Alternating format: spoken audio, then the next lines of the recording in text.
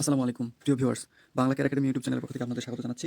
আজকের বিষয় বাংলা সাহিত্যের ইতিহাস 2, বাংলা অনার্স তৃতীয় বর্ষ।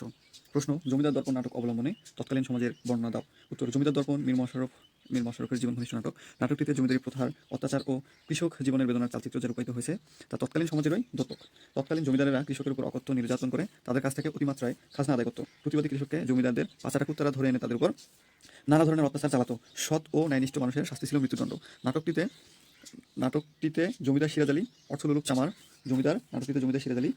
চামার আবু মোল্লার সৎ প্রতিবাদী পিতা সাদেক মোল্লাকে নদীর পাড়ে নির্দ্বিধায় হত্যা করা হয়েছিল। আবার কৃষক ফজু মিয়াকে ধরে এনে গুদামে আটকে রাখা হয়। তার অপরাধ সে খাজনা দেয়নি এবং কৃষক সমিতির সাথে তার যোগাযোগ রয়েছে।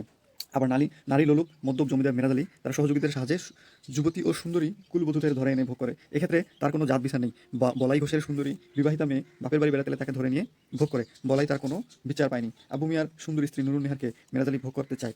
তার সহযোগী জিতু মোল্লা ও হরিদাস বৈরাগী কৃষ্ণমণি আপ্রাণ চেষ্টা করেও ব্যর্থ হয়েছে। শেষ পর্যন্ত খাজনার দায়ে আবু মোল্লাকে ধরে আনায় তার স্ত্রী নুরুন নেহার জমিদারের কাছে এলে তাকে ভোগ করেছে এবং হত্যা করেছে। হত্যার দায় পড়েছে নির্দোষ আবু মোল্লার উপর। যে আবু তার স্ত্রীর গায়ে কখনো কাটার আসর দেয়নি, তাকে স্ত্রী হত্যার দায়ে ফাঁসিতে ঝুলতে হয়। এটাই ছিল তৎকালীন জমিদারি প্রথার রেওয়াজ। জমিদারকে বাঁচানো ইংরেজের পবিত্র কর্তব্য। তাই ইংরেজ ডাক্তার মিথ্যে ময়না তদন্তের আশ্রয় নেয়। ইংরেজ তুষ্টকারী দারোগা ইংরেজের জন্য মিথ্যাকে সত্য, সত্যকে মিথ্যায় পরিণত করেছে। জিতুমুল্লাহ, হরিদাস সবাই নির্ভেজাল মিথ্যে সাক্ষ্য দিয়েছে। তৎকালীন জমিদারি ছিল অত্যাচারী, খুনি, লম্পট।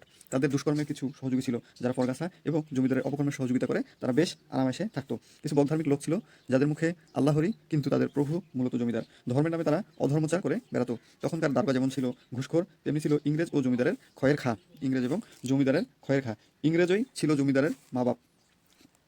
ইংরেজদেরকে ইংরেজদেরকে মাথার উপর রেখে জমিদাররা এদেশের শত সহস্র কৃষকের উপর নিপীড়ন চালাতো। ফসল হোক বা না হোক, কৃষকের পেটে অন্ন পড়ুক বা না পড়ুক, জমিদারের খাজনা চাই। খাজনা না দিলে মালামাল ক্রোক, হালের গরু নিয়ে যাওয়া, তার বাড়িতে আগুন দেওয়া, যুবতী কন্যা কৃষক বধূকে ধরে আনা, এসব ঘটনাই ছিল স্বাভাবিক। অত্যাচারিত কৃষক কিছুটা প্রতিবাদী হয়ে উঠেছিল বটে, তবে তারা হালে পায়নি।